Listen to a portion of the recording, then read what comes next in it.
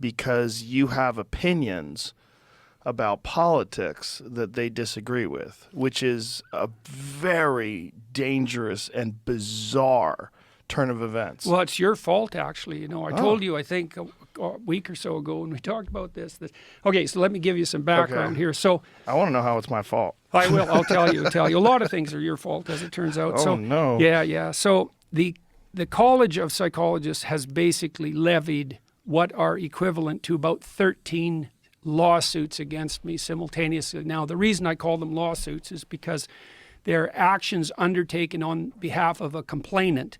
Now, the complainant can be anyone anywhere in the world who complains about me for any reason. They don't have to be former clients. They don't even have to be anybody I've ever met. They don't even have to have met anybody I've ever met. So, you know. So it could be someone online. Well, it is. All this is pretty much, all these complaints are someone online. None of them are my clients, although half of them claim to be falsely. And the college didn't throw out their complaints despite that. So, which is really quite interesting. And what are the complaints? Well, okay, let's see. The one complaint is about the tweet I made about Ellen or Elliot Page. And when I said that a criminal physician cut off her breasts and that pride was the sin. So now I'm in trouble again because I just said the same thing.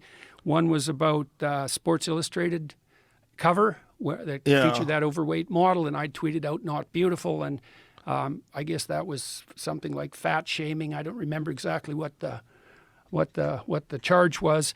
And then I criticized Justin Trudeau and a former staff member of Justin Trudeau and Jacinda Ardern. I made a joke about her. I was going to New Zealand, and the New Zealand leftist press was freaking out, and I made this joke about bringing my alt-right trolls to New Zealand, and then I put in parentheses, or maybe they're just, you know, ordinary people who are trying to clean up their rooms.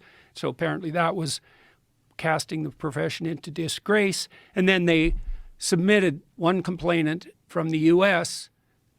submitted the entire transcript of our last discussion.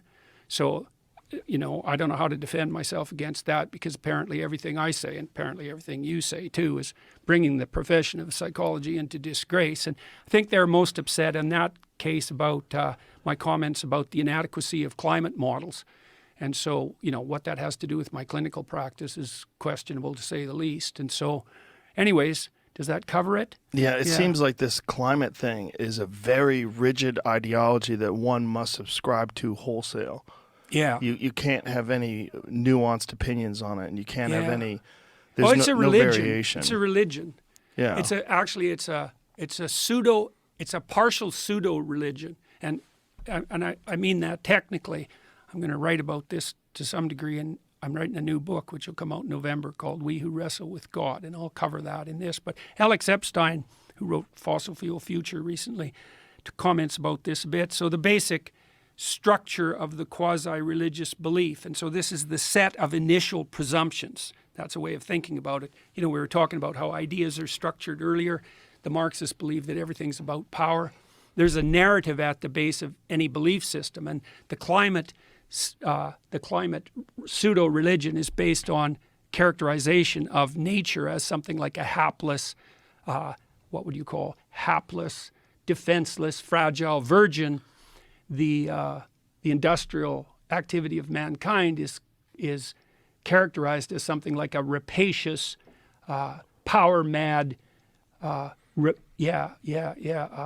demolisher of natural virginity and beauty, and then the human being the individual is characterized as nothing but a devouring mouth whose activity runs contrary to the untrammeled beauty of the planet, and that supports the activity of the tyrannical patriarchy. That's basically it.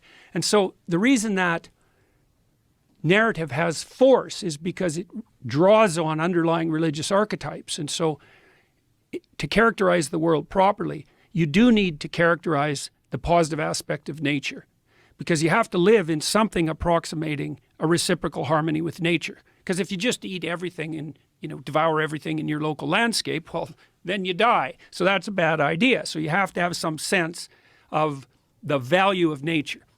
Now, you also have to have some sense of the fact that if you were dropped in the jungle naked in the Amazon, you'd be dead in about 48 hours. So you also need a figure to characterize the negative element of nature, and that's completely absent from the environmental myth. That's part of what makes it pathological. And then with regard to the rapacious tyranny, let's say, well, any industrial system or any human organization can exploit the natural world to the point where that's not sustainable, and it can become oppressive and tyrannical. That's the evil king, ancient part of religious mythology going back as far back as we can chase it. So you need a representation of the negative aspect of society, because you send your kids to school and they kind of get turned into these cookie cutter kids, and that crushes their innate, difference and beauty, and it's all the pain of having to be socialized. And you have to understand that there is this oppressive element of culture.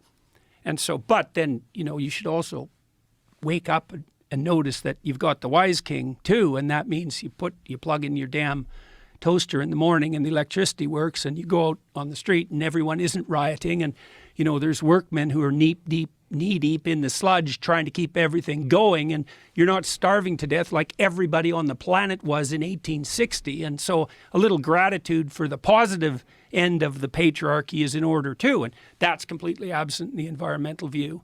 And then with regard to the individual, it's like, well, of course you can be a selfish, impulsive, hedonistic consumer, and you can facilitate the rapacious tyranny as a consequence of that, rape the planet. But by the same token, we're not a cancer on the face of the earth. We're not a virus that's mutating and taking out the planet, and we're not trapped in a Malthusian nightmare. And you got to give credit where it's due. And, there's an element of people, of everyone, that's noble and generous and kind and productive and capable of living in a well-ordered state in something like sustainable and productive harmony with nature. You only get half that story. Now, if you have no comprehensive underlying cultural narrative, which is increasingly the case in our society, and someone offers you when you're a teenager half the religious story, that'll just snap you up in a second, because it helps you order your relationship with the world. It gives you a pathway too, eh? So Jean Piaget, the great developmental psychologist, he called the last stage of adolescence the messianic period, the messianic stage. Now, most people don't talk much about that, I think, because they don't know what to make of Piaget's claim, but he was a real genius, Jean Piaget.